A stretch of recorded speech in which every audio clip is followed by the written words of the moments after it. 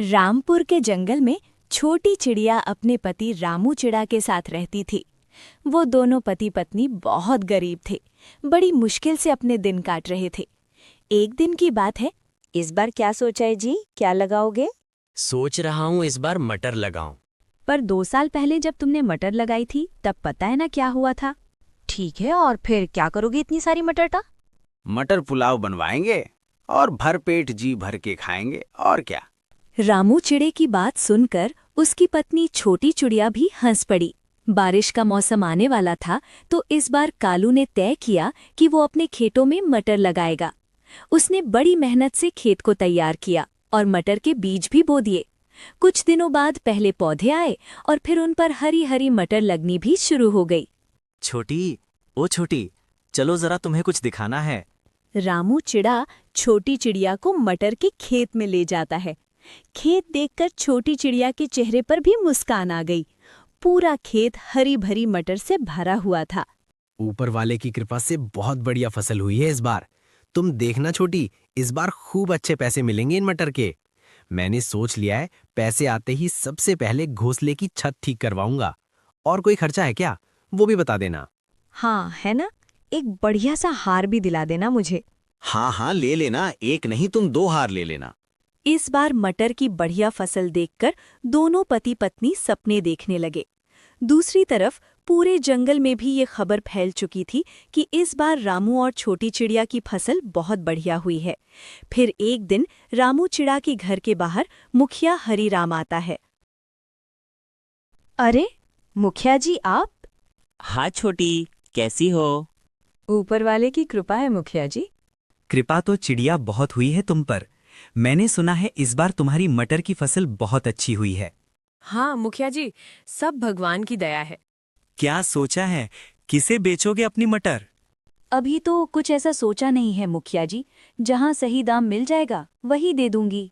अरे तो हम काय के लिए हैं, हमें दे दो अपनी सारी मटर। हम पूरे 2 रुपए देंगे तुम्हें 1 किलो के। पर शहर के जंगल में इस बार 30 रुपए किलो बिक रहे हैं मटर। देखो छोटी, मटर है, गेहूं नहीं जो कई महीने संभाल लोगी। 2 दिन बाद सूखने लगेगी सारी की सारी। मेरे पास स्टोरेज की सुविधा है, मैं तुम्हारी सारी मटर खरीद लूंगा हाथों हाथ। अब ठीक है? मुखिया जी, मैं आपको शाम तक बताती है। मुखिया वहां से चला गया और फिर उसके जाने के बाद छोटी चिड़िया रामू चिड़ा को सारी बात बताती है। क्या करूं छोटी, कुछ समझ में नहीं आ रहा है। ये मुखिया हम गरीब किसानों का हमेशा फायदा उठाता है। हमसे कम दामों में फसल खरीदकर शहर के जंगल में ऊंचे दामों पर बेचता है। मेरी मानो तो आपको कुछ और पक्षियों से भी बात करनी चाहिए। इतना आसान नहीं है छोटी। मुखिया हरीराम की मर्जी के बगैर कोई पक्षी मेरी मटर नहीं लेगा। मुझे डर इस बात का है कि अगर सारी मटर यहीं सड़ गई तो 1 पैसा नहीं मिलेगा। हाँ अच्छा, तो फिर क्या कर सकते हैं? मुखिया जी की नज़र हमारी फसल पर है तो बेचनी तो उसे ही पड़ेगी। दोनों ऐसे बातें कर ही रहे थे कि तभी उन्हें बाहर से शोर सुनाई दिया। पक्षियों के चीखने चिल्लाने की आवाजें आ रही थीं। दोनों ने फौरन पलटकर देखा तो पूरे जंगल के घर जल रहे थे। आग बहुत बढ़ चुकी थी। बस एक छोटी चिड़िया का घर सुरक्षित था, क्योंकि वो उसके खेत के किनारे ही था और बाकी के घर से दूर था। रामू और छोटी चिड़िया फौरन पक्षियों की मदद के लिए चले गए। काफी देर बाद आग तो बुझा ली गई, लेकिन जंगल के सारे घर जलकर राख हो चुके थे। सारा सामान, सारा राशन, सब कुछ राख बन चुका था। हिम्मत रखिए आप सब, हम सब मिलकर कुछ ना कुछ जरूर कर लेंगे। एक काम करते हैं, मुखिया जी के पास चलते हैं, उनसे मदद मांगते हैं। हाँ ठीक कह रहे हो, चलो चलते हैं। पूरे जंगल के पक्षी मुखिया के पास पहुंचते हैं। जंगल के पक्षियों ने मुखिया को अपनी परेशानी बताई तो मुखिया ने उन सबको दुत्कार दिया।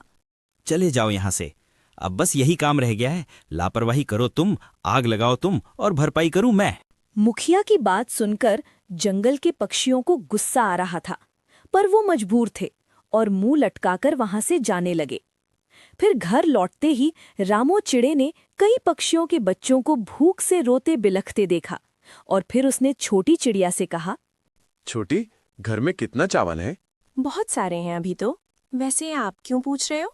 तुम एक काम करो, मैं कुछ पक्षियों के साथ मिलकर एक बड़ा चूल्हा बनाता हूँ और तुम पक्षियों के साथ मिलकर मटर पुलाव बनाने की तैयारी करो सबके लिए। जब तक मेरे घर में मटर और चावल का एक भी दाना है, मेरे जंगल का कोई बच्चा भूख से नहीं रोएगा। लेकिन फिर हम लोग बाद में क्या करेंगे? अपने बारे में बाद में सोचेंगे छोटी, फिलहाल जंगल के बारे में सोचते हैं।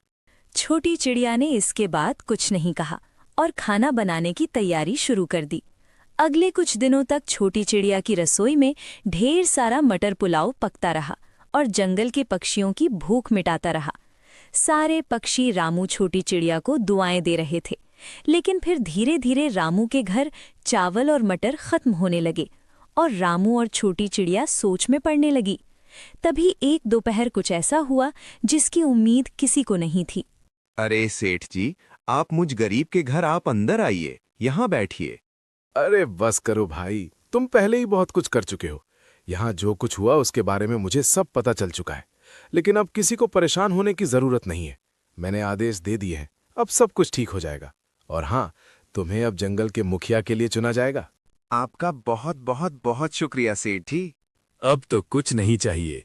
तुम्हारे जैसे उम्मीदवार जो सच्चे दिल से गरीब पक्षियों की सेवा करते हैं, वही सही मायने में मुखिया होते हैं। अब रामू चिड़े को मुखिया बनने से कोई नहीं रोक सकता था, क्योंकि सारे जंगल के पक्षी रामू और छोटी चिड़िया के साथ होते हैं। रामू चिड़ा जंगल के पक्षियों का मुखिया बन जाता है और फिर उसकी सारी मुसीबत दूर हो जाती है। साथ ही जंगल के पक्षी खुशी खुशी रहने लगते हैं। प्रतापगढ़ का एक छोटा सा गांव मालपुर। इस गांव का नाम सुनकर लोगों के चेहरे पर एक अनजाना सा डर भराता था। पिछले एक हफ्ते से यहां मूसलाधार बारिश हो रही थी। इस गांव की सबसे बड़ी समस्या थी बिजली की। शाम होते ही हर घर में सिर्फ लालटेन और मोमबत्तियों की टिमटिमाती रोशनियां दिखाई देती थीं। शाम का समय था और कुछ गांव वाले भोला की चाय की टपरी पर बैठे हुए थे। चाय की गर्माहट और दोस्तों की गपशप ने बारिश के ठंडे माहौल को खुशनुमा बना दिया था। उनकी हंसी के बीच आसमान में काले बादल और भी घने हो गए। तेज बिजली कड़कने लगी और बारिश की बूंदें मोटी हो गईं। तभी भीड़ से दयाल काका दिखाई दिए, जो बारिश में पूरी तरह भीगे हुए थे। अरे ओ दयाल काका, इतनी तेज बारिश में कहां से आ रहे हो?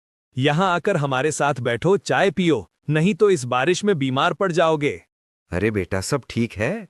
मैं तो शहर गया था एक जरूरी काम से, पर काम तो हुआ ही नहीं और ऊपर से ये बारिश ने हाल और खराब कर दिए।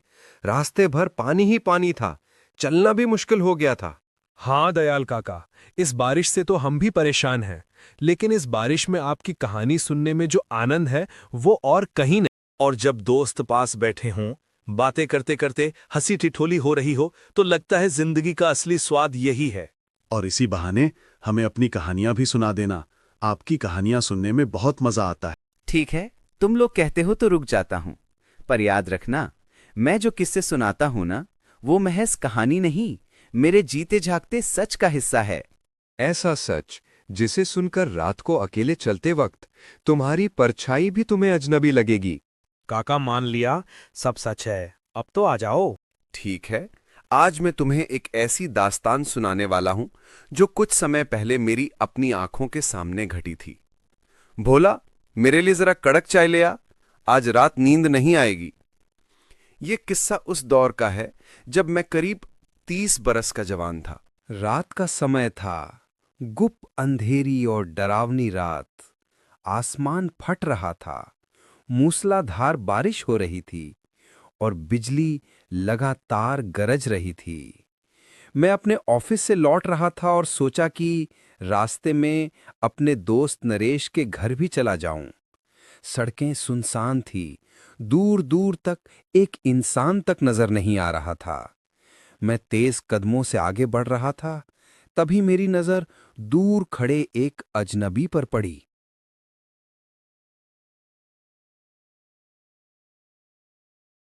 मैं उसके पास गया और पूछा, भाई इतनी बारिश में यहाँ क्यों खड़े हो?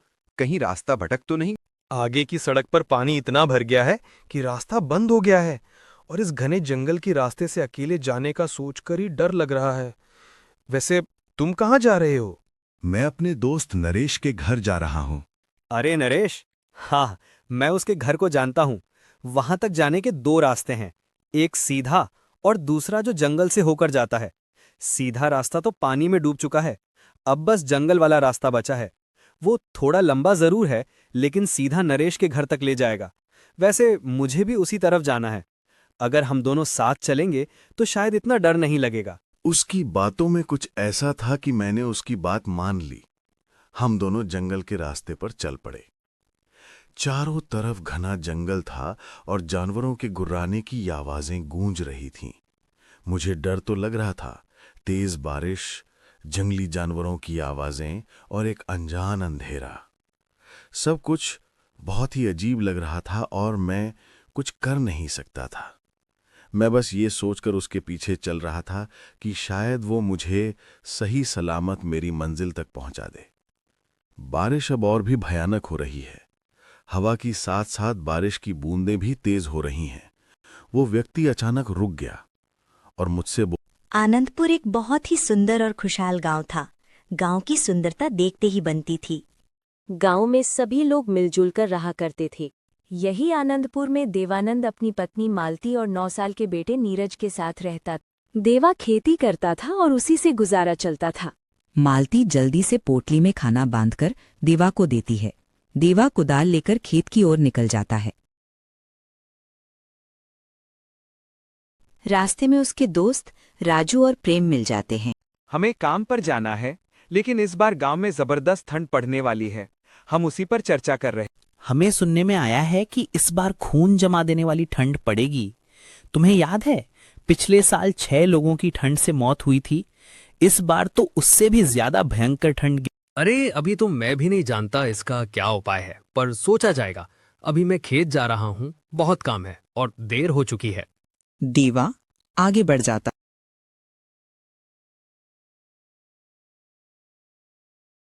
इस बार बहुत ठंड पड़ेगी। क्यों ना जंगल से सूखी लकड़ियां काटकर जमा कर लूं। ठंड बढ़ेगी तो मैं अच्छी कीमत पर बेचूंगा और खूब पैसा कमाऊं। वो खुश होकर घर लौटने लगा।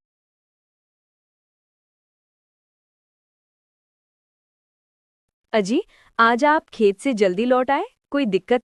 नहीं, मैं राजू और प्रेम से मिला था। उन्होंने बताया कि बहुत ठंड पड़ेगी, इसलिए मैं जंगल से सूखी लकड़ियां काटकर जमा करूंगा और ठंड में बेचकर पैसा कमाऊंगा। बात तो सही है। मानना पड़ेगा देवा, आपका दिमाग बहुत तेज चलता है। हाँ, और ध्यान रहे ये बात किसी को मत बताना, वरना सब योजना खराब हो जाएगी। अरे मैं किसी को कुछ नहीं बताऊंगी। दोनों हंसते हैं। देवा कुल्हाड़ी लेकर जंगल की ओर निकल।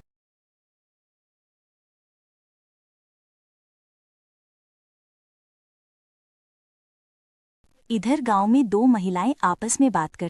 चिंता किस बात की? तुम वैसे भी 15-20 दिन में नहाती हो। और तुम रोज नहाती हो क्या? फिर भी मैं तुमसे सुंदर। देवा रोज जंगल जाकर सूखी लकड़ियां काटता है। एक दिन राजू और प्रेम उसे रोकते हैं। देवा भाई, रोज इतनी लकड़ियां? क्या भाभी रोज चूल्हा चला रही हैं? अरे नहीं भाई, मुझे रोज नए नए पकवान खाने की आदत है, इसलिए मेरी पत्नी को कुछ ज्यादा लकड़ियां लगाती हैं, इसीलिए मुझे रोज लकड़ियां काटने जाना पड़ता है। देवा बहाना बनाता है, पर दोनों को कुछ गड़बड़ लगती है, लेकिन चुप रहते हैं। लेकिन वो ज्यादा इस चीज पर ध्यान नहीं देते हैं। कुछ दिन बीते। सर्दी आ चुकी थी। चारों तरफ कोहरा ही कोहरा था। हर कोई सर्दियों से बचने के लिए आग का सहारा ले रहा था। कुछ दिन बाद उसके घर के बाहर बोर्ड। गांव वाले परेशान होकर आपस में बातें करते हैं। भाई, देवा तो हमें लूट रहा है। जंगल से फ्री की लकड़ी 5 रुपए में बेच रहा है। हाँ भाई, हमें से कोई भी देवा से लकड़ी नहीं खरीदेगा, बल्कि हम खुद जंगल में जाकर सूखी लकड़ियां कल काट के लाएं। सभी गांव वाले फैसला करते हैं कि अब वे खुद जंगल से लकड़ी लाएंगे। अरे मालती, गांव वाले कल लकड़ी काटने जा रहे हैं। मेरा पूरा व्यापार खत्म हो जाएगा। अब मैं क्या करूंगा? मेरी पूरी मेहनत बर्बाद हो जाएगी। हे भगवान, अब तो ही कुछ कर। काश कोई चमत्कार हो जाए कि वे जा न पाएं। हे भगवान, तू भी अब कुछ चमत्कार दिखाओ, वरना हमारी रोजी रोटी कैसे चल पाएगी। काले बादल छा जाते हैं। तेज बारिश होती है। सारी सूखी लकड़ियां भीग जाती हैं। गांव वाले लकड़ी काटने नहीं जा पाते। देवा और मालती खुश हो जाते हैं। अब मैं लकड़ी 5 रुपए नहीं 10 रुपए किलो बेचूंगा, तब इन गांव वालों की अकल ठिकाने आएगी। बहुत चालाक बनते। नहीं, ये गलत है। भगवान ने मदद की है, इसका फायदा मत उठाओ। हमें गांव वालों की मजबूरी का फायदा नहीं उठाना चाहिए। हम 5 रुपए में ये लकड़ी बेच के फायदा कमा सकते हैं। मुझे तुम्हारी राय की जरूरत नहीं, दाम 10 रुपए ही होंगे। अब देखता हूँ कि अब गांव वाले क्या करेंगे। देवा बोर्ड बदल देता है। देख रेखा, ठंड कितनी बढ़ गई है। हमारे पास लकड़ी नहीं है, अब हम कल किस चीज से आग जलाएंगे? इस ठंड में बिना आग के रहा ही नहीं जाता। देवा पहले 5 रुपए लेता था, अब 10 ले रहा है। लोगों को लूट रहा है। लेकिन बहन, हम लकड़ी खरीदने के अलावा कुछ कर भी नहीं सकते हैं। बिना लकड़ियों के हम आग कैसे जलाएंगे? सब लाचार होकर आग दाबते हैं। गांव की एक बहुत बूढ़ी औरत देवानंद के पास आती। बेटा, मुझे बहुत ठंड लग रही है, थोड़ी लकड़ी दे दो, मेरे पास पैसे नहीं हैं। माफ करिए दादी, मैं मुफ्त में नहीं दूंगा। मैंने ये लकड़ियां बहुत मेहनत से जमा की हैं, इसलिए मैं एक भी लकड़ी मुफ्त में नहीं दे सकता हूँ। अगर आपके पास पैसे हैं तो 2 और लकड़ियां ले जाओ। मैं दूसरे गांव जा रहा हूँ, किसी को मुफ्त में लकड़ी देवा के जाने के बाद नीरज ठंड से परेशान होता है। वो मासूमियत में एक लकड़ी में आग लगा देता है। सारी सूखी लकड़ियां जल उठती हैं। घर में भीषण आग लग जाती है। कोई गांव वाला मदद नहीं करता। आग में नीरज की मृत्यु हो जाती है। मालती बेबस रोती रहे। देवा लौटकर घर को राख बना पाता है। मालती उसे सब बताती है। देवा फूट फूट। शांतिनगर गांव में सूखा पड़ा है। खेत बंजर है। लोग परेशान हैं। राघव अपने घर के बाहर खड़ा है। अब तो पूरे गांव में अकाल की हालत है। पानी का नामो निशान नहीं। लगता है अब यहाँ रहना बेकार है। कुछ काम के लिए बाहर जाना ही पड़े। राघव अपना झोला उठाता है और दूसरे गांव की ओर निकल पड़ता है। राघव नए गांव में पहुंचता है। चारों ओर अजनबी लोग हैं। वो एक अमीर किसान के घर पहुंचता है। सेठ जी, मैं राघव हूँ, दूसरे गांव से आया हूँ। हमारे गांव में अकाल पड़ गया है। अगर आपके यहाँ कोई काम मिल जाए तो बड़ी कृपा होगी। अरे भाई, तुम्हारी हालत तो बड़ी खराब लग रही है। खैर, एक काम तो है, पर थोड़ा कठिन है। सेठ जी, मैं मेहनत से नहीं डरता। आप जो भी कहें पूरा। ठीक है, मेरे पास 50 गायें और उतनी ही भैंसें हैं। सुबह शाम उन्हें चारा पानी देना होगा और गोबर साफ करना होगा। महीने के अंत में तुम्हें 400 रुपए और 2 वक्त का खाना मिलेगा। मंजूर? सेठ जी 2 वक्त का खाना भी देंगे? ठीक है, मैं ये काम कर लूंगा। बस एक बात, अगर इजाजत दे तो मैं गौशाला में ही रह जाऊं। मैं इस गांव में नया हूं, रहने की जगह नहीं है। राघव ईमानदारी से काम करता है। गौशाला चमकती रहती है। सेठ खुश है। राघव, तुम्हारा काम देखकर दिल खुश हो गया। गायें ज्यादा दूध दे रही हैं, सफाई भी बेहतरीन है। आज से तुम्हारी तनख्वाह बढ़ाकर 400 रुपए कर रहा हूं। सेठ जी, आपका बहुत धन्यवाद। आपकी दया से ही सब संभव हुआ। धीरे धीरे राघव पैसे बचा लेता है और एक छोटी सी झोपड़ी बना लेता है। सेठ जी, आजकल गांव में चोरी बहुत बढ़ गई है। मेरे पास कुछ रुपए जमा हैं। डर लगता है कि कहीं चोरी न हो जाए। ऐसे में तो गांव के जमींदार वीरेंद्र सिंह ही हैं जिन पर भरोसा किया जा सकता है। लोग कहते हैं कि वो बहुत ईमानदार और दयालु हैं। तुम अपने पैसे उनके पास रख दो। ठीक है सेठ जी, मैं आज ही उनसे मिलने जाता हूँ। राघव दरवाजे पर पहुंचता है। पहरेदार। कहाँ जा रहे हो? रुको वहीं। जमींदार साहब से मिलना है। कुछ। नमस्ते जमींदार जी, मैं राघव हूँ, विनोद सेठ के यहाँ काम करता हूँ।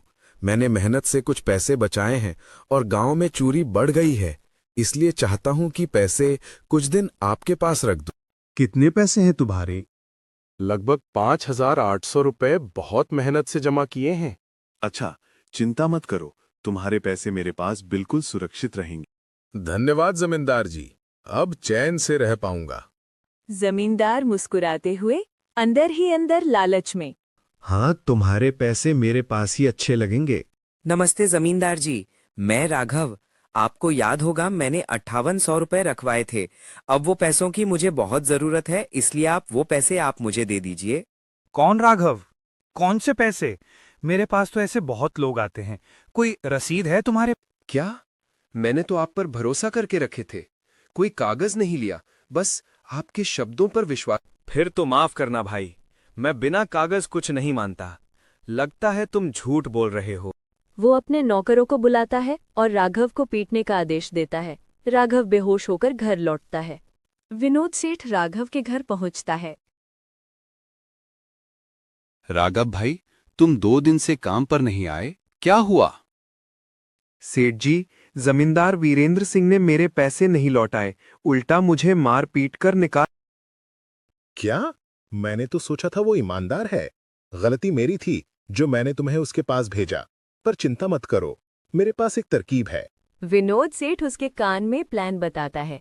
विनोद सेठ बहुत सारे पैसे लेकर जमींदार के घर जाता है। नमस्ते वीरेंद्र जी, मैं कुछ महीनों के लिए दूसरे राज्य जा रहा हूं। सोचा आपके पास 50,000 रुपए रखवा दूं, चोरी का डर। अरे सेठ जी, आपके पैसे मेरे पास पूरी तरह सुरक्षित रहेंगे, आप बिल्कुल भी चिंता मत करो।